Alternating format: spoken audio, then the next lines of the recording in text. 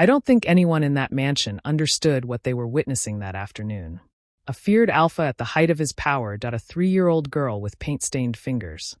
And a silence so heavy it felt almost sacred. Kang Taehyun had built his empire on one rule. Never trust what people show you when they know you're looking. He had seen Omegas swear devotion while calculating their escape. Seen partners bow their heads while sharpening knives behind his back. Seen loyalty performed so beautifully it almost looked real. So he did what he always did when someone new entered his territory. He tested them. That day, the marble floors gleamed, the mansion stood still, and Taehyun stretched out on the cream-tufted sofa in his dark suit. He slowed his breathing. Let his body go loose. Closed his eyes. He told himself this would be simple. He would find the flaw, the crack in the act, the proof that Co Jae-won was no different from the rest. But no amount of power, instinct, or alpha control could have prepared him for what happened next. Because the first one to approach him wasn't the Omega. It was the child. And what she did, with nothing but a watercolor brush and a fearless heart, would bring the most dangerous alpha in Seoul to tears. Before I tell you what happened to her, subscribe to Heartverse BL and comment where you're watching from. Close the Busan deal before noon, Taehyun said without looking up. And tell Director Park if he calls to renegotiate again, don't put him through. His assistant, Min Seo, nodded once and disappeared through the heavy glass doors without a sound. That was the thing about working for Kang Taehyun. You learned very quickly that silence was the only language he respected. From the 43rd floor of the KTH Group Tower, Seoul sprawled beneath him like something he already owned. In many ways, he did. His name was on 3 of the buildings visible from where he stood. His signature had moved markets, ended careers, and rebuilt entire districts from the ground up. At 32, Kang Taehyun was not simply wealthy. He was the kind of powerful that made other powerful men careful about how they said his name. Sir, the Jeju development team is asking whether you'll attend the site review in person this Thursday. No. They said the investors were hoping. I said no, Ji-hoon. Ji-hoon did not ask again. Taehyun turned back to the window, hands folded behind him, jaw set in the particular stillness that his entire staff had learned to read as a warning. Not anger, exactly. Something quieter than that, and somehow more dangerous. The look of a man who had already made a decision and was simply waiting for the rest of the world to catch up. Every profile written about him used the same words. Ruthless. Visionary. Untouchable. The business press called him the Wolf of Gangnam before they realized he found the nickname too flattering and too inaccurate. Wolves ran in packs. Taehyun ran alone. By design, by discipline, by the kind of choice that stops feeling like a choice after long enough. He was an alpha in the fullest sense of what that word had come to mean in his world.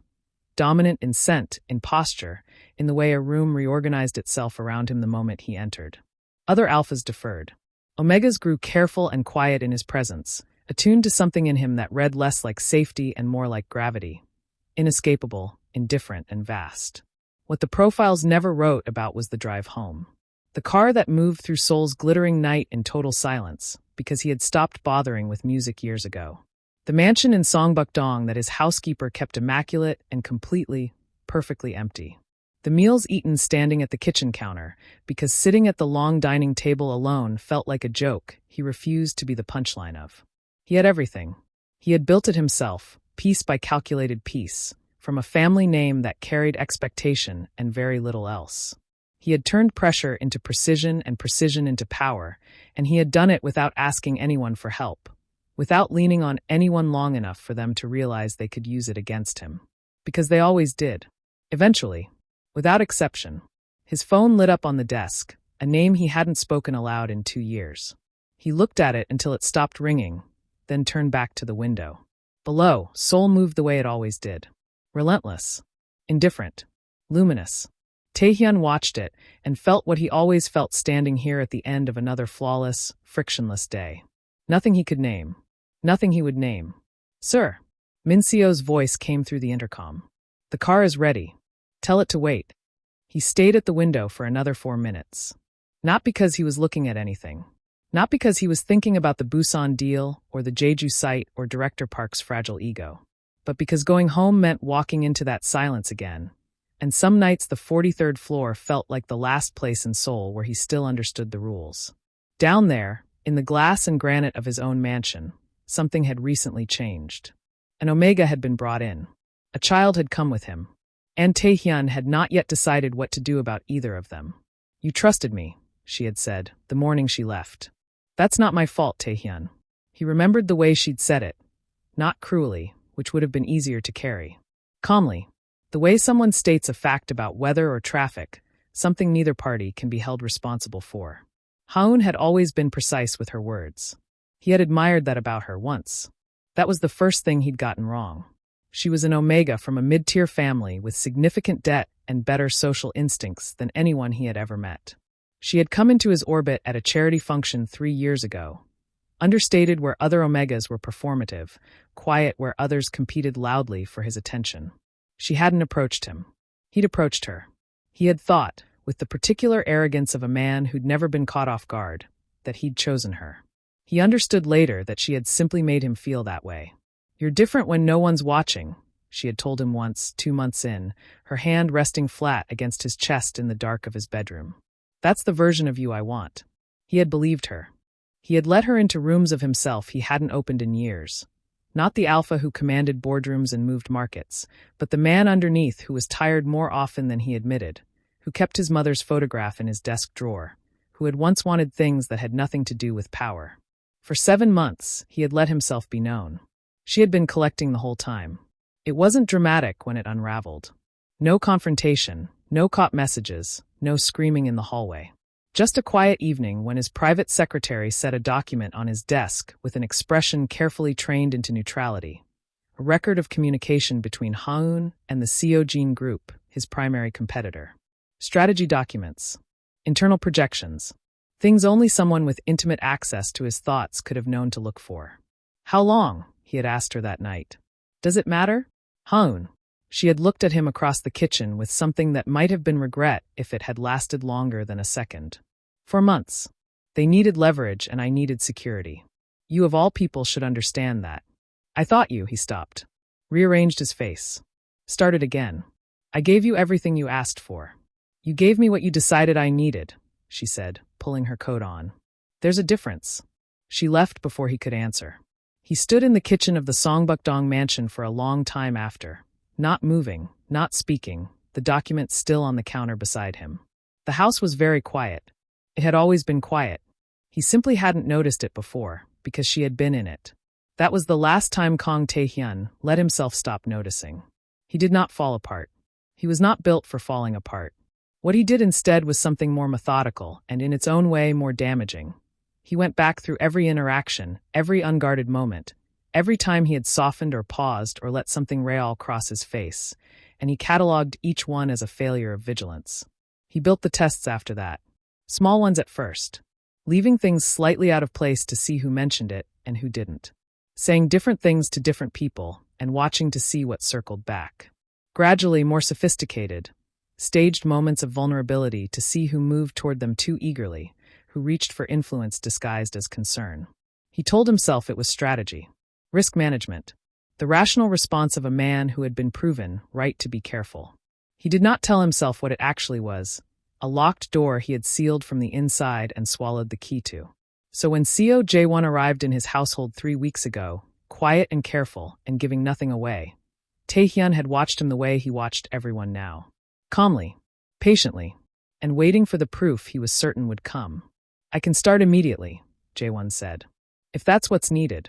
The hiring manager, a precise woman named Director Choi, had looked at him over the rim of her glasses with the particular expression of someone deciding whether to say what they were actually thinking.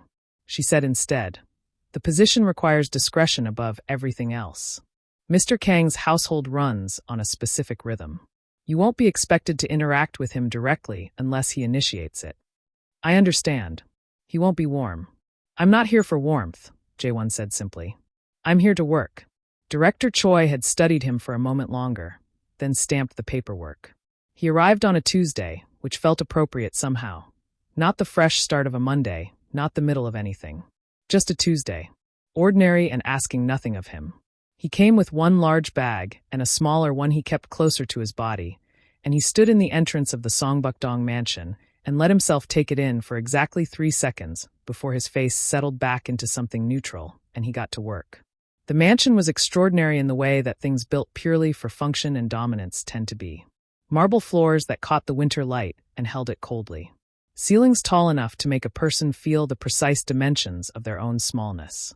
Everything curated, everything exact, nothing soft. Jae-won moved through it quietly, learning its rhythms the way he'd learned to learn things. Quickly, without drawing attention to the fact that he was paying attention at all. He was 26 and looked, most people said, younger. Fine-featured, with dark eyes that tended to make people assume gentleness and miss the exhaustion living just behind it. He had learned to let them assume. It was easier than explaining. The exhaustion was not new. It had settled into him gradually over the past 2 years, since his sister's accident, since the medical bills, since the decisions that followed one after another like dominoes he'd spent everything trying to catch. He didn't talk about any of it. There was no version of this job where his circumstances were anyone's business but his own. What mattered was that he was here, that the salary was real, that the position included housing, which meant one fewer weight pressing down on a stack that had grown very tall. He had heard about Kang Taehyun, of course. Everyone had. He had prepared himself for cold, for demanding, for the specific atmosphere of a household organized entirely around one person's control. What he hadn't prepared for was the silence. Not uncomfortable, exactly. Just absolute. The kind of quiet that had shape and density, that told you clearly this house had been this way for a long time and had stopped expecting anything different. Jae-won set his bag down in the small staff room at the end of the east wing, sat on the edge of the bed, and allowed himself exactly 1 minute to feel how tired he was. Then he stood up, straightened his shirt, and went back to work. "I'm so sorry," Jae-won said into the phone, his voice dropping lower even though he was alone in the kitchen. "I understand. No, please don't worry about it. I'll figure something out." He hung up and stood very still for a moment, staring at the counter. His neighbor, the one who watched Suwa on the days Jae-won worked long hours, had been taken to hospital that morning. Nothing life-threatening, her son had assured him, but she wouldn't be available. Not today, possibly not this week. And Jae-won's shift at the mansion started in 40 minutes and ran straight through until evening, and there was no one else. There was simply no one else he could call. He picked up the phone again, set it down, picked it up. Then he called Director Choi. "Absolutely not," she said.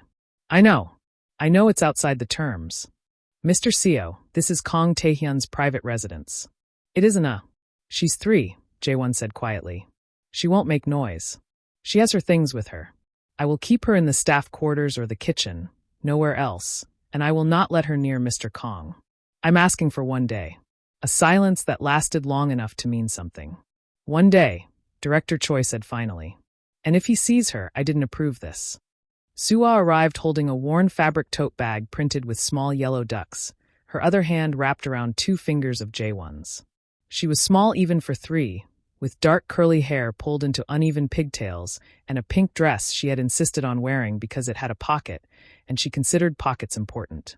Inside the pocket was a smooth stone, a hair clip shaped like a strawberry, and a travel-sized watercolor set with 6 colors, one of which was already nearly gone. She stepped through the entrance of the mansion and stopped. Her small shoes, white with a Velcro strap, one of which was only partially fastened, clicked once against the marble and then went silent as she looked up. "En up! Appa," she whispered, without taking her eyes off the ceiling. "This house is very big." "I know, sweetheart. Stay close. Does a giant live here?" Jae-won looked down at her. "No, just a man." She seemed to consider this with great seriousness, then reached up and took his hand again as they moved deeper into the entrance hall. Her shoes clicked with every step, small, precise sounds that the marble amplified and sent bouncing off every surface, up into the vaulted ceiling and back down again. From the upper landing, partly obscured by shadow, Kang Taehyun stood with his coffee and watched. He had heard the shoes before he'd seen her, had come to the top of the staircase without quite deciding to. Now he looked down at the small figure picking her careful way across his floor and said nothing. His jaw tightened once. Then he turned and walked back to his study, closing the door without a sound. "Pull up the kitchen feed," Taehyun said without looking away from his laptop. Jihoon hesitated for half a second. Enough for Taehyun to notice, not enough for Jihoon to know he'd noticed. "The interior monitors, sir?" "The kitchen. Now." The secondary screen on his desk populated with a clean overhead angle of the kitchen. Jae-won was at the counter preparing something, his movements efficient and contained. And there, at the small table near the window where the morning light came in at a low angle, sat the child. She had her watercolor set open in front of her. She was painting something. He couldn't tell what from the angle, small deliberate strokes on a piece of paper she'd smoothed flat with both palms before starting. She wasn't singing or talking or making the particular category of noise he had braced himself for since the moment those small shoes had clicked across his marble floor. She was simply painting. Quietly, like she understood instinctively that this house required a certain kind of stillness and had decided, without being told, to honor it. Taehyun watched the feed for longer than he'd intended. At one point Jaewon said something to her, and she looked up and responded and went back to her paper. At another point she slid off the chair, walked to where Jaewon stood, tugged once on his sleeve, and held up her painting for him to see. He crouched down to her level to look at it properly. Said something. She beamed. Even on the grainy monitor feed, Taehyun could see it, and climbed back onto her chair. He closed the feed. Opened it again 20 minutes later. She had moved to the hallway just outside the kitchen, sitting cross-legged on the floor with her tote bag open beside her, organizing its contents with tremendous focus. The smooth stone. The strawberry clip. A small folded piece of paper he hadn't noticed before. She lined them up, considered the arrangement, moved the stone to the other side, considered it again. She did not touch the console table 3 feet away from her, though Taehyun watched her look at it. At the ceramic vase on its surface, clearly interesting to her, clearly within reach. She looked at it for a long moment, then looked away and went back to her stone. Something about that made him lean back in his chair. He was still watching the monitor when she looked up, directly up, not at J1, not at anything in particular, but upward toward the ceiling in the general direction of the upper floor, as though she could feel something.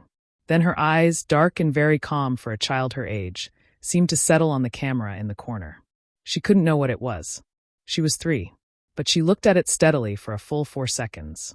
Then she picked up her paintbrush and went back to work. Taehyun realized he had stopped breathing. He closed the feed, stood up, and walked to the window. "Send my 4 o'clock to the conference line," he said to no one in the room. "I'll take it from here. Leave it there."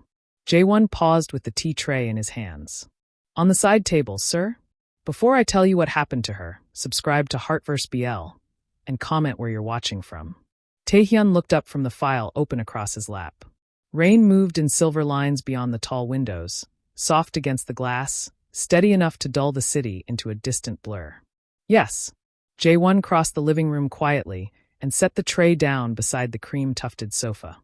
He wore a pale gray shirt with the sleeves rolled neatly to the forearms, and he smelled faintly of clean laundry and the warm, sweet note of the child's soap. It was not a distracting scent, but Taehyun noticed it anyway. He noticed most things. "The weather's getting worse," Jaewon said after a moment. "Would you like me to close the curtains?" "No." Jaewon's gaze flicked once toward the windows, then back to him. "Very well." There was a small voice somewhere down the hall, followed by the light patter of shoes on marble. Jaewon exhaled. "I'll keep her in the kitchen." Taehyun set the file aside. "Bring her here." For the first time since entering his household, Jaewon looked genuinely caught off guard. "Sir? Is there a problem with my instruction?" "No." Jaewon straightened almost imperceptibly. "No, of course not." He went to the doorway and crouched a little. "Suah, come here, sweetheart." Slowly. The child appeared a second later, all dark curls and solemn eyes, her pink dress wrinkled from sitting on the floor somewhere, and her watercolor set tucked under one arm like something precious. She stopped the moment she saw Taehyun and folded herself into stillness. Jaewon rested a hand lightly against her back. "What do we say?" "Hello," she said softly. Taehyun inclined his head once. "Hello." She stared at him with the open concentration only children possessed, as if she were trying to decide what kind of creature he was. "She can sit by the window," Taehyun said. "As long as she's quiet. I'll make sure she doesn't disturb you." That, Taehyun thought, was exactly what he intended to find out. Jaewon settled the child on the rug near the long stretch of rain-lit glass and gave her paper, water, and strict, whispered instructions not to wander. Suah nodded with grave attention, then opened her paints and bent over them at once. Jaewon remained close for a minute, watching to make certain she stayed where he had placed her. Then slowly he returned to the tea tray. "I'll be in the dining room polishing the silver," he said. "If you need anything." "I won't." A pause. "Yes, sir." Taehyun waited until Jaewon's footsteps disappeared. Then he leaned back against the sofa and let the room settle around him. He had not planned this in any formal way. There were no planted documents, no staged weakness, no carefully baited trap. Those were for adults, for people who understood performance. Children were different. Children did not know how to hide appetite, greed, resentment, carelessness. They reached. They grabbed. They tested limits with the blunt honesty of instinct. And if Jaewon had coached her into obedience, if all that quiet gentleness was merely another polished surface, then that too would crack the moment no one appeared to be watching. Taehyun loosened his tie, closed the file. Then, with deliberate precision, he stretched out along the sofa in his dark suit and rested one forearm over his eyes before lowering it away again. His breathing slowed. His shoulders loosened. He arranged his body in the artfully unguarded stillness of sleep. He had done this before. Not often. Never carelessly. But enough to know that people revealed themselves fastest in the presence of vulnerability. The room was very quiet. Rain at the windows. The faint brush of paper shifting against the rug. A small jar clinking softly as it was moved. Then nothing for several seconds at a time. Taehyun kept his eyes closed and listened. He heard Jaewon once in the next room, the muted slide of silver being lifted and set down. Heard the child humming under her breath. Barely more than vibration, tuneless and content. Heard the tiny wet tap of a brush meeting water. Still, he did not move. Minutes passed. Perhaps, he thought, this had been unnecessary. Perhaps the child truly was only a child, and Jaewon only an exhausted omega trying to survive inside a house too large for softness. Then the humming stopped. There came a tiny rustle of fabric. A pause. And after it, the careful, unmistakable sound of small shoes crossing the rug and stepping onto the polished floor. One slow step at a time, coming nearer. Very near. Jaewon did not immediately call her back. Taehyun kept breathing evenly, every nerve in him sharpened. He felt her presence before he felt anything else, small, warm, standing beside the sofa, close enough now that he could smell watercolor and baby shampoo beneath the rain-cooled air. The test, he thought, had finally begun. Appa says we don't touch things that aren't ours. She was talking to herself. Or to him. Taehyun couldn't tell, and the uncertainty was strange. He was not accustomed to uncertainty. He kept breathing. Kept still. There was a pause in which he could feel her thinking, the particular weight of a small person arriving at a decision with total seriousness. Then a sound he recognized after a moment as the decorative throw folded over the armrest being lifted, slowly, with both hands. The fabric shifted. Settled. She had placed it over his legs with the focused care of someone performing surgery, smoothing one edge down with her palm as though the precision of it mattered deeply. He did not move. Another pause. Longer this time. The small warmth of her standing beside him didn't recede. She was still there, still looking at him, and the silence had a quality to it he couldn't name. Not the silence of someone calculating, not the silence of someone afraid. Just the silence of a child looking at something that made her feel something she didn't have words for yet. The brush came next. He felt it before he fully understood what it was. A soft drag across his cheekbone, wet and light, the tip of a watercolor brush touching his face with the same deliberate tenderness she'd used on the blanket. A small stroke. Then another. Then the faint, cool press of a shape being drawn. A curve. Another. She was painting him. Taehyun's entire body went rigid beneath the stillness he was holding. Every trained instinct told him to open his eyes, to sit up, to reassert the order of things. He was Kang Taehyun. No one touched him without permission. No one came this close without a reason he had not already identified and neutralized. But he didn't move. He couldn't explain it then, and he wouldn't be able to explain it later. Some part of him simply chose to stay. To let the brush move. To feel the small warm weight of her concentration as she painted him in watercolor hearts and careful swirls while the rain came down outside and the mansion held its breath. "Appa says your face looks tired," she whispered, so softly it barely disturbed the air. Another stroke across his cheek. "I'm putting flowers. Flowers help." A lump formed somewhere in Taehyun's chest. He had not felt anything like it in a very long time. It arrived without warning, no defense ready for it. Something that was not grief exactly but lived beside grief, in the same quiet room. "Alpha has a sad face," she murmured, with the matter-of-fact tenderness of someone stating a truth so obvious they can't understand why it hasn't been addressed. The brush lifted and dipped, lifted and dipped. Alpha shouldn't be lonely. The sound that moved through him was not audible. He made sure of that. But it moved through him nonetheless, a slow fracture, deep and structural, the kind that happens not with a crack but with a settling, the way old foundations shift when the pressure they've been holding finally, quietly gives. He felt his jaw loosen. Felt something press hard at the back of his eyes. The brush made one more gentle arc across his cheek. Then small footsteps in the hallway, Jae-won returning, and a sharp intake of breath. Suwa. Jae-won's voice was barely above a whisper, the specific pitch of controlled panic. Suwa, come here right now, come to Appa. I'm helping, she said simply. Come. Here. Now. He was already crossing the room, and Taehyun could hear the fear in his footsteps, the careful hurry of someone who understood exactly what they were walking into and could not stop it. Taehyun opened his eyes. Jae-won froze. For a moment neither of them spoke. Jae-won stood 2 feet away with Suwa pulled gently against his legs, one hand curved around her small shoulder, his face completely white. Taehyun sat up slowly. He didn't reach for a mirror. He didn't look at his reflection in the dark window glass. He just sat with the watercolor still wet on his face and looked at Jae-won looking at him, and felt the thing inside his chest continue, very quietly, to come apart. His eyes were bright. He didn't look away. She said. Taehyun started, then stopped. Pressed his lips together. Tried again. She said Alpha shouldn't be lonely. Jae-won said nothing. His hand tightened almost imperceptibly on Sua's shoulder. She's not wrong, Taehyun said quietly. And the tear that fell then was the first honest thing to cross his face in years. I'll pack our things, Jae-won said. We'll be gone within the hour. Taehyun looked at him. I take full responsibility, Jae-won continued, his voice steady in the particular way that meant he was holding it steady by force. Suwa didn't understand. She wouldn't have. She's 3. She doesn't know who you are or what this house. He stopped. Reorganized. It won't happen again because we won't be here. I'll contact Director Choi in the morning and explain that the fault was entirely mine. Suwa, still pressed against his legs, looked between the two of them with large, uncertain eyes. She had gone very quiet, responding to the tension the way children did. Not with noise but with absolute stillness, as though if she made herself small enough she might stop being the reason for whatever was happening. Taehyun stood up from the sofa. Jae-won instinctively drew Suwa closer, a motion so automatic he likely didn't know he'd made it.